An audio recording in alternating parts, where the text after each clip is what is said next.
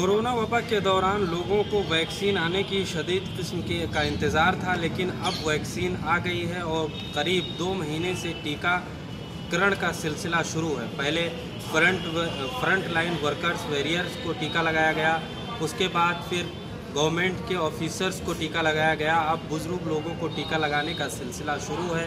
लेकिन इन तमाम चीज़ों को देखते हुए अगर हम आदाद-ओ-शुमार की बात करें तो गुज़िश्ता 2 महीने में बनारस में तकरीबन 60,000 से ज़ायद लोगों को टीका लगाया जा चुका है।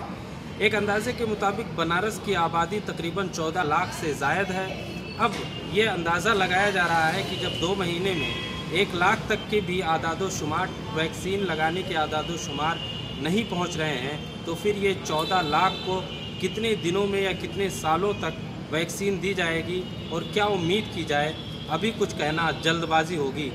वैक्सीन हम लोग 60,000 से ज़्यादा लोगों को लगा चुके हैं, जिसमें हमारे हेल्थ केयर वर्कर्स भी हैं, फ्रंट लाइन वर्कर्स भी हैं और 60 साल के प्लस और कोमार्बिड लोग। तो करीब 20,000 से ज़्यादा हम लोग हेल्थ केयर वर्कर को कवर किए हैं और 18,000 से ज़्यादा हमारे जो है फ्रंट लाइन वर्कर्स, जिसमें राजस्व के और पुलिस के लोग हैं, और हमारे 22,000 के आसपास जो हमारे ये हैं जो 60 प्लस और कोमार्बिड है, उनको हम लोग वैक्सीन का पहला टीका लगा दिए हैं। दूसरा टीका जैसे जैसे जिसकी टाइम होता जाता है वो लगता जाएगा। बस अभी भी हम ये अपील करेंगे कि लोग कोविड के बारे में पूरी सतर्कता बरतें और मास्क यूज़ करें, सोशल डिस्टेंसिंग बनाए के रखें, और जो भी जो पात्र लोग हैं जो वैक्सीनेशन के आकर के जो प्रून हैं, जिनको संक्रमण की ज़्यादा संभावना रहती है, तो लोग आकर के वैक्सीन को लें और अपने कार्य के साथ साथ जो है बिल्कुल प्रिकॉशन भी लेना है। फिलहाल लोगों की राय के मुताबिक